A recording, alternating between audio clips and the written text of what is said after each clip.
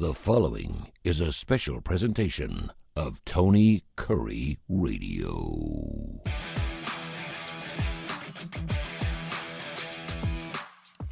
Welcome, everybody. It is time for Keefer and Kurre and Tony Kurre. I am fired up.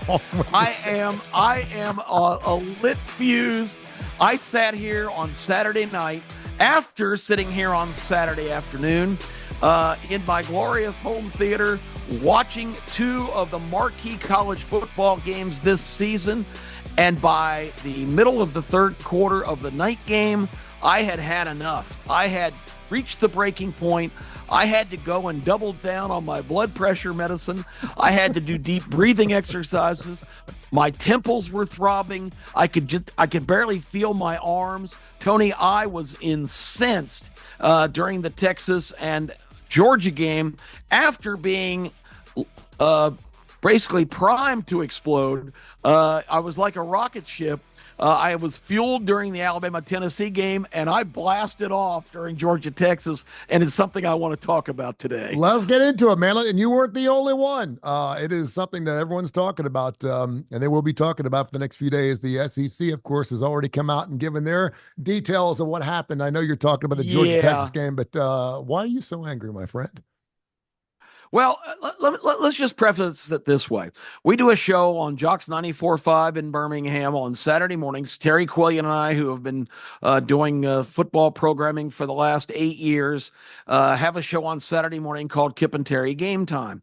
And we wax poetic and talk to callers and experts around the country for these two premier games last Saturday, Tennessee and Alabama in Knoxville, Georgia going to number one Texas. Georgia, Texas, and Alabama all have occupied the number one spot this year. So these were massive matchups. Tennessee is kind of the bell at the ball. They started around the bottom of the top 10 or just outside and was spectacular early in the year. So Alabama at Tennessee and Georgia at Texas were these great matchups, and we hyped the hell out of it.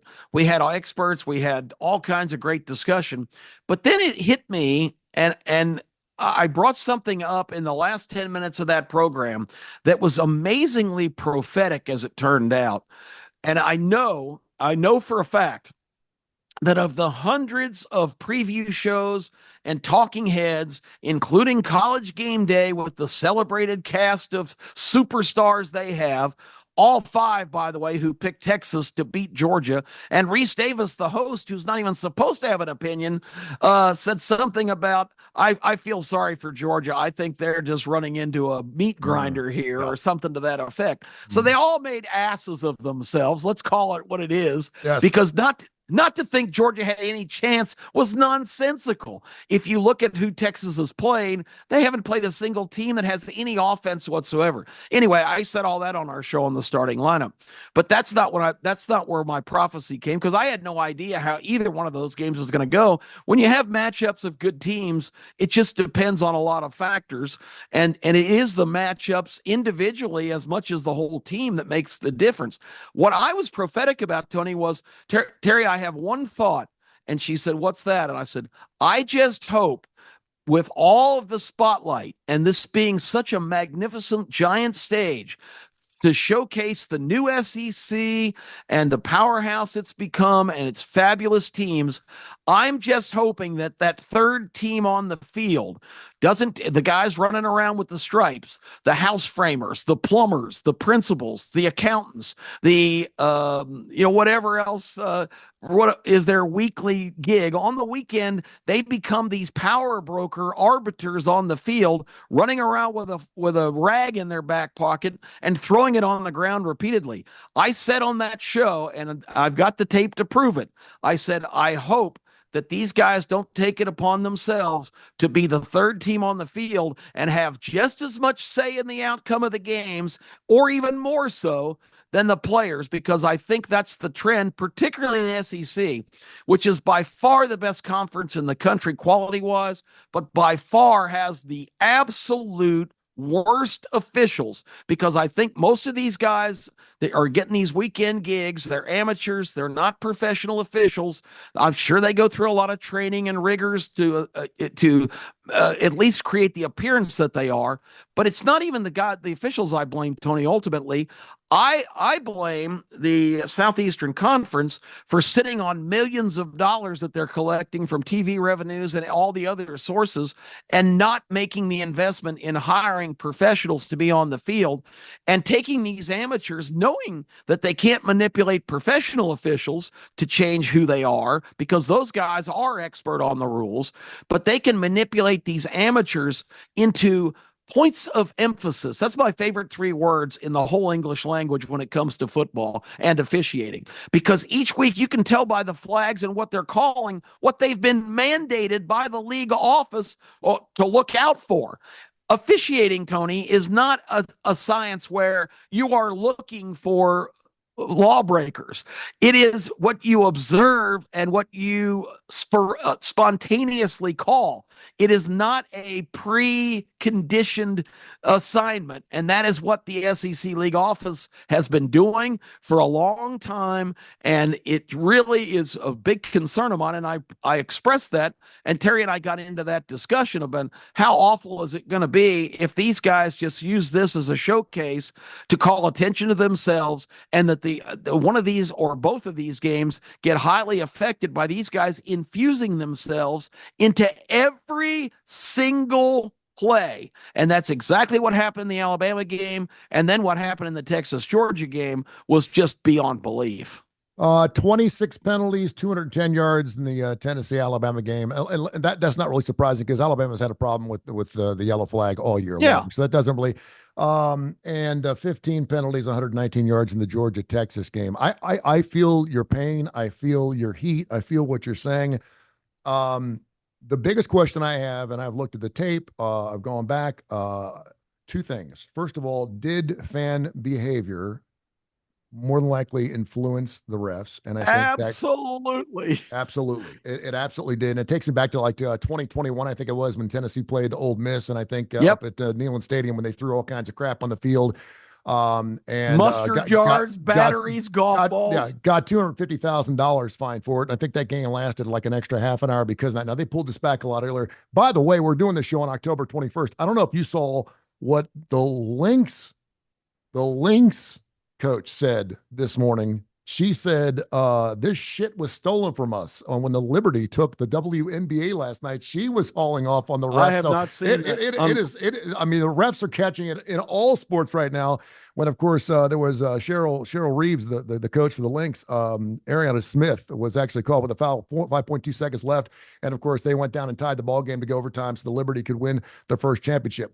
Let's go back to the SEC. So I mean, the refs are on the hot on everything, on almost every single sport. So I'm already absolutely incensed going into the real quick. First questions. Were they influenced?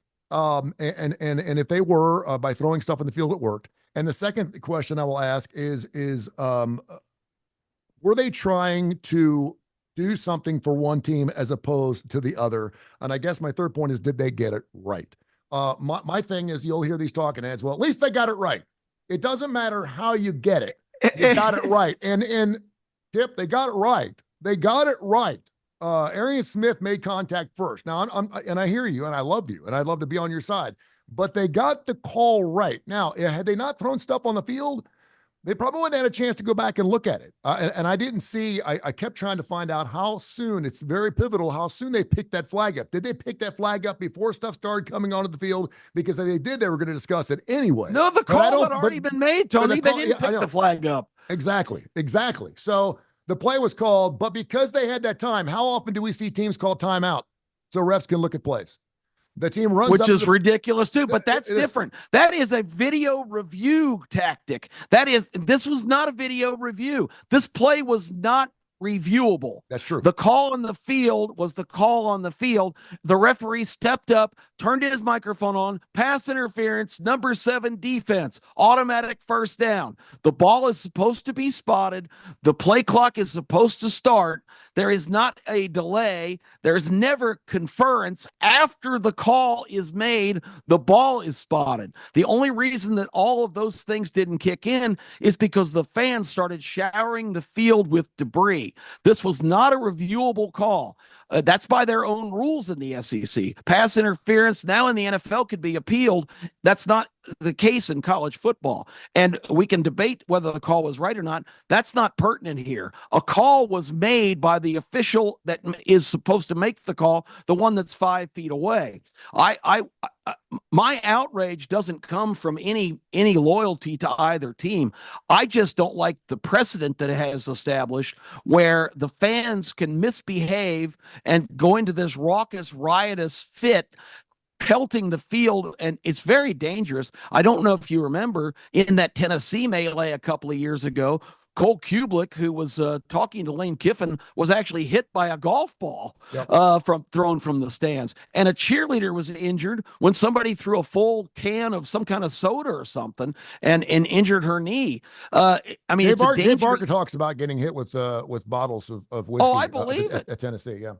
I believe it. So what you have done is create a mandate that, okay, if you don't like a call, react violently, because then maybe they'll have time to confer and change their mind. But here's the more insidious thing that I'm saying today, Tony, in that situation. First of all, yes, Arian Smith was trying to run his route, but if the Texas defensive back is holding his position and there's incidental contact there, Arian Smith was certainly not running at him to try and prevent him from making an interception. The ball had just been thrown. He was trying to make his cut to the outside, and that guy went with him, and they collided. Arian Smith was not intentionally trying to make contact there. 98% of the time with the ball in the air, if there's contact, the foul has to be called, and 98% of the time it's defensive interference, and that's what the mindless official called. Whether that was right or wrong, I can't tell you, but he obviously didn't interfere too effectively. The Texas guy stepped in and made the play and took it to the 9-yard line. So if he interfered, the play was still an interception.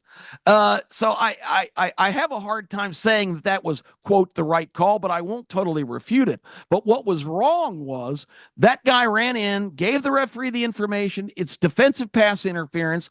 The announcement was made. The ball should have been spotted. And because the fans rioted, it gave time for the chain reaction. How many times do you see officials in football convene after the call is made and the ball is spotted? They only had time to do that because of the delay caused by the fans. And I think it's a more nefarious reason, Tony. I think back here in Birmingham at the SEC office, by the lame explanations that they're coming out with, I smell, and I just spent an hour on Need to Know talking about government and misbehavior and cover-ups. I smell a rat, Tony, in Birmingham. Where this is the most visible game of the year in the SEC. They're freaking out in the Birmingham office that, Texas is getting blown out here. They make a huge play. They run the ball down where they can get right back in the game. We could have a cliffhanger, go to the wire. We've really botched a great opportunity here by this call, which they may have rightly perceived that was the wrong call. I maintain it should have been a no call because I think the contact was because both players cut in the same position and ran into each other. I don't think anybody intentionally interfered on the play. They both have a right to the ball. Absolutely. You're right. And so there's going to be contact there. And normally we love it, particularly in basketball, when we said, wow, they're really letting them play. I love it when they let them play. Yeah, they're players. And you could call pass interference on almost every single call. And when they're grappling with their hands, as long as one guy's just not grabbing his face mask or pulling it down, it's just I have no problem with it. By the SEC came out this morning with 3:12 to play in the third quarter. This is what they said officially. Of the Georgia-Texas game, Texas intercepted a pass to the Texas 46-yard line, returned to the Texas 9-yard line. Texas was flagged for committing defensive pass interference in the play, which resulted in Georgia maintaining the ball with the first down. The game officials gathered to discuss the play, which is permitted to ensure the proper penalty is enforced, which time calling the official reported that they erred and a foul should not have been called for defensive pass interference. Consequently, Texas would award the ball at the Texas 9-yard line. We know they scored after that. With the original evaluation, assessment of the penalty was not properly executed. It is unacceptable to have debris thrown on the field at any time. The disruption of the game due to debris being thrown onto the field will be reviewed by the conference official and the office related to SEC sportsmanship policies and procedures. They tried to switch us around and said, we screwed up, but it's all right, but you should have done this. And that's why we did what we did. And you're absolutely right. This is teaching us that we should throw shit on the field whenever we're not happy. Yeah. I've been a NASCAR. They do it in NASCAR too. I've been at Talladega where they showered the track with so much stuff. It takes hours to clean it off. I've seen it happen before. If the refs are going to call that, but again, when you're talking about a game of this magnitude, when you're talking about two monster games and both of them in the SEC, let them play. Let them play. They're going to find out. They're going to know. We much rather would see a 30-15 game if there's 6 penalties than if there's 15. And sure as hell, I don't want to see 26 penalties in an Alabama-Tennessee game because it breaks the game up. I realize if you're doing things wrong, I realize we have to have penalties and we have to have things called. I get that. I totally agree with you that these SEC officials should get paid about $120,000 a piece. Now, I don't even know what accrue. I'm not sure which conference was calling. And they need to be professionals, not plumbers and high school principals. I want to say it was the ACC calling the Georgia-Texas game, and I'm not sure what the other game was. The SEC obviously doesn't call its own games. But the idea that you're saying that you believe it came from the Birmingham office. Yeah, and let me explain that because I want to hear more about this, Mr. Conspiracy. Okay. So in a normal circumstance, that's not a reviewable play. So the guy at the field, the replay official has no voice in that play. He can't buzz down and go, hey, we need to take another look at that. It's not reviewable, Tony. The call on the field was not only made, and there could have been the whole backtrack to, well, they have every right to confer and make sure they got the call right, but that's before the penalty's announced. It's not afterwards. It's like I'm trying to think of a good analogy. It's like Congress passing a bill, and as soon as it's gavelled, okay, it's motion passes. It's like some of the opponents can start raising a big raucous, and next thing you know, there's a conference and going, but the death penalty's still on. yeah, exactly. You're still dying. That's the best analogy I can come up with. But here's what I think, and maybe people call me a conspiracy theorist, but what I think happened, and what I'm pretty sure by these lame comments, is that once the penalty was announced and the opportunity to spot the ball and play on, which is the standard procedure, because the replay official has no voice. This is not a reviewable. I've heard people who are confused already saying, well, the call was reviewed. No. It was not reviewed. They reviewed it, but it was not a reviewable play. You're right. Yeah, they had plenty of time to look up and see what happened. And every time they kept playing because they played the replay like 55 times, which they normally don't do in a lot of stadiums. I'm happy they did it there. But when they did that, the fans were incensed. And every time they showed it again and again and again, more stuff was thrown on the field. And obviously, the refs saw that too. It should have been a no call, and it was never officially classified as offensive interference either. But there's got to be an interference call on that play if the ball is in the air. If contact is made, somebody is responsible. If they'd switched it even to offensive interference, which would have been moot because that would have, of course, been declined by Texas, and they get the ball there anyway. But that's not what they did. They said there's no defensive pass interference. Well, Tony, there was massive contact. Somebody interfered. And you have to make that call, and 99% of the time it goes against the defense because Arian Smith was just running his route. He did not try to grab the guy or whatever, and the guy still made the interception. So obviously, if he was trying to interfere, he did a piss poor job of it. But here, let me get back to the question you just asked. Yes. I think that the showering of debris, the Kirk Herbstreit and Bill LeMunion, who's the ABC official, going, I think they got this wrong. I think people back in the SEC headquarters who are monitoring every second of every game are looking at each other and going, oh, this is a disaster. This was our marquee game. Because, by the way, because Texas was down 2 scores then. And, of course, they get the ball. They go down. They make it a 1-score game. So, it was if Georgia scores there, the game is over. You're right. Exactly. It was 23-8 at the time. Yeah. Georgia had completely dominated the game, and Texas. I am absolutely certain that in the SEC office they said we got to do something about this. This is a disaster. Everybody, every college, every fan, every sports fan's watching this game, and we just made a horrendous mistake. Even if they believe that after the fact, I think they contacted the replay official who has the capability of buzzing the referee, and they can communicate. And while all that was going on, all of a sudden you saw all the other officials trotting over to the referee. Did they take that upon themselves to go, while we have this chance, let's convene a impromptu meeting?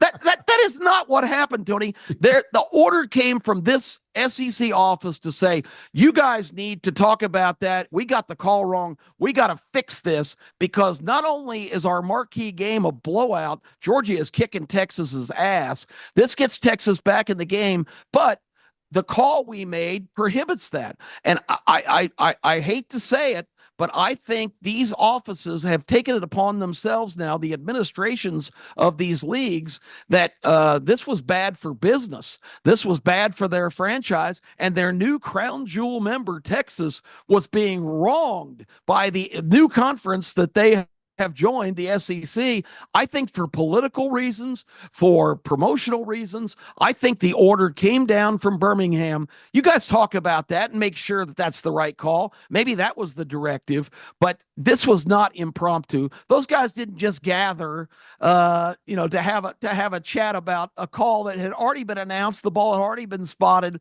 I'm sorry. This stinks to high heaven. Something's not rotten in Denmark. Something's rotten in downtown Birmingham. Well, first of all, I think you need to stop watching Ancient Aliens. I think you've gotten too much conspiracy in your brain. I do. And listen, I'm all about furthering stories and making things explode. First of all, you don't have your own conference refereeing your own games. I'm trying to find out who exactly the No, that were. You do. It's well, SEC, an SEC. No, Tony, that's when they play a team from a different conference. An SEC game is 100% SEC officials. Okay. All right. If that's the case, and Kirby Smart also came out late after the game and said that we were robbed. I mean, he didn't have. Don't you love Kirby though? Yeah. After he wins by 15, yeah. He's characterized as the unfortunate call.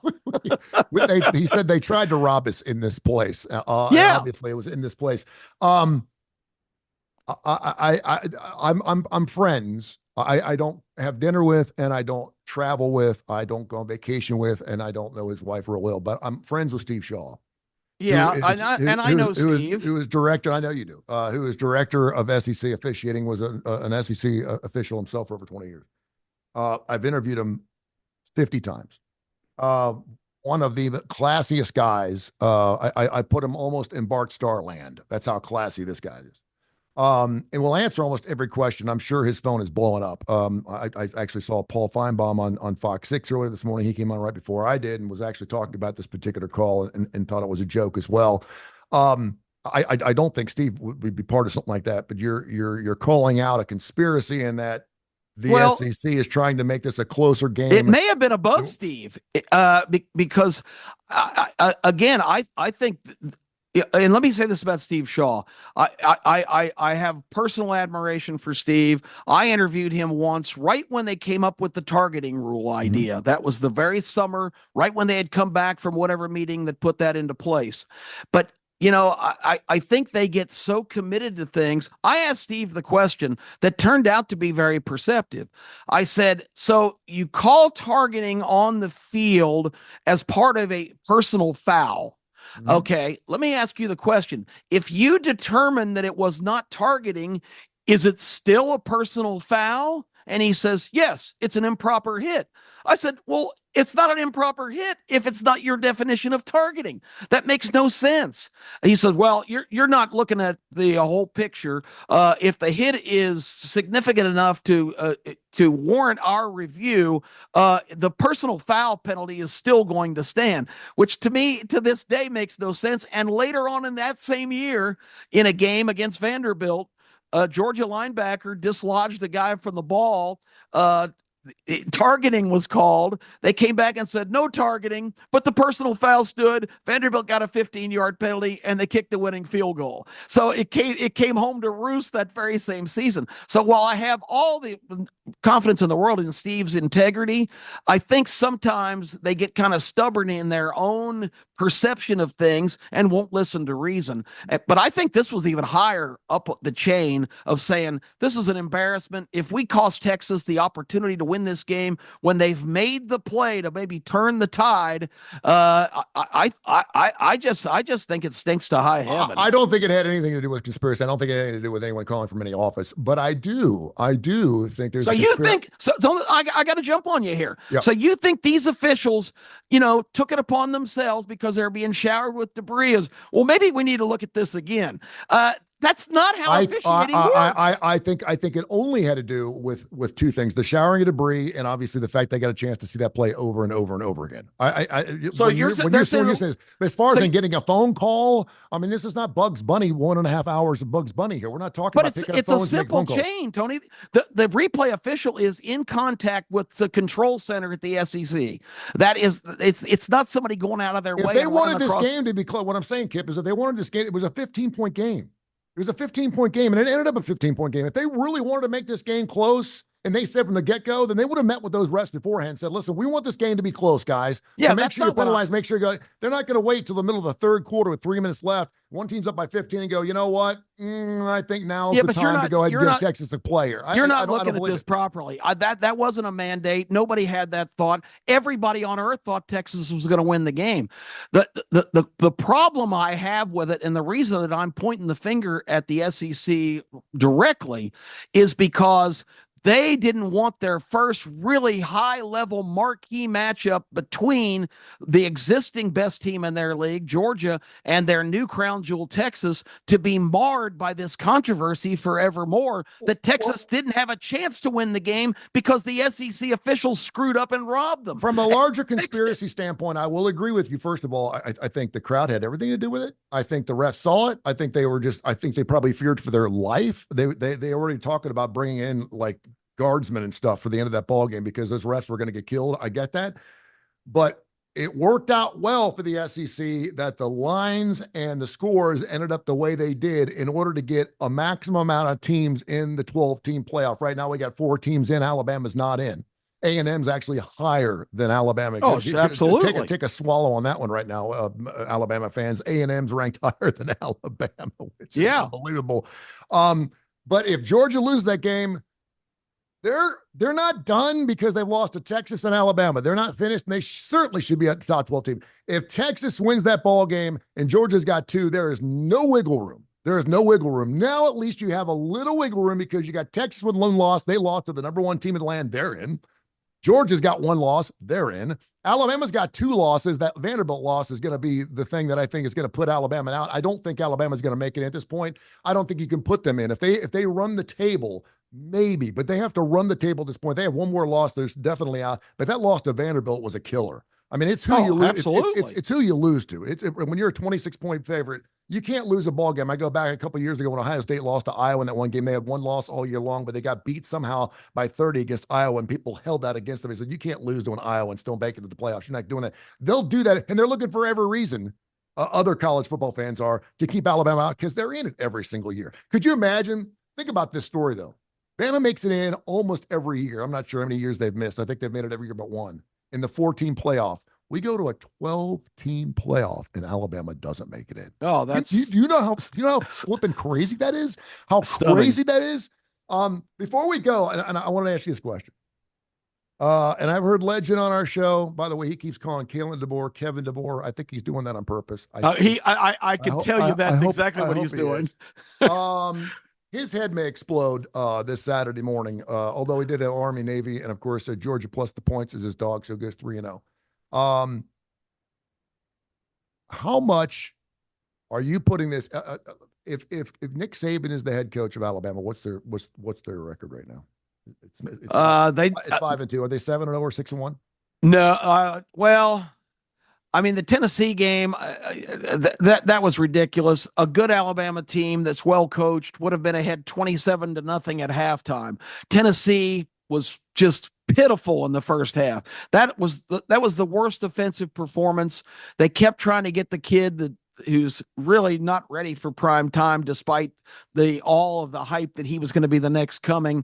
Tennessee was totally ineffective. Their defense wasn't stopping Alabama. Alabama was making stupid mistakes and being hampered by the flags. Again, I'm not blaming the loss on the officials. I thought the officiating was horrible in that game on both sides, because once again, these guys had to infuse themselves into every single play. They're looking for violations. And you might say, well, that's what a referee's supposed to do. No, that's not what they're supposed to do. They're supposed to watch the game, and if they see a foul, they call it. But they are being pressured once again by the SEC office to enforce these alleged player safety penalties where there's no interpretation. There's no difference in the SEC approach to a guy stopping and physically slugging a quarterback with all of his might in the side of the helmet and barely glancing him with his pinky finger. Yeah. There's no difference. We have to bolt because we got so many people want to comment on this. info@TonyCurryRadio.net.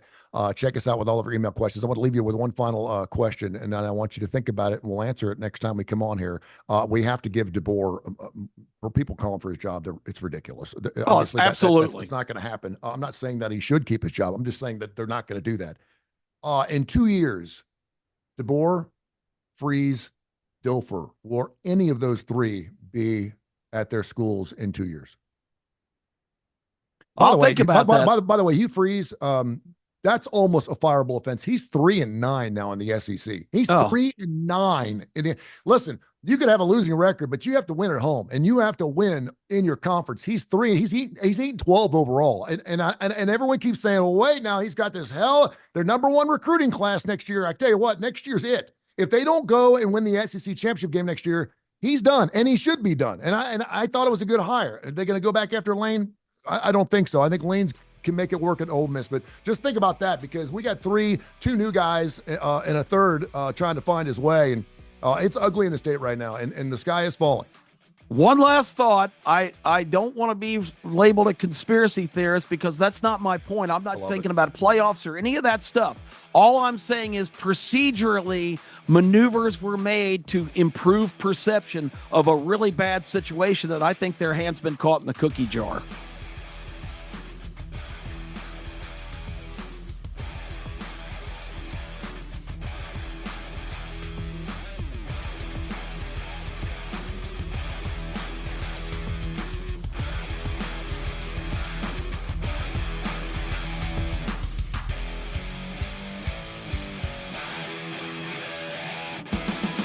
This has been a special presentation of Tony Curry Radio.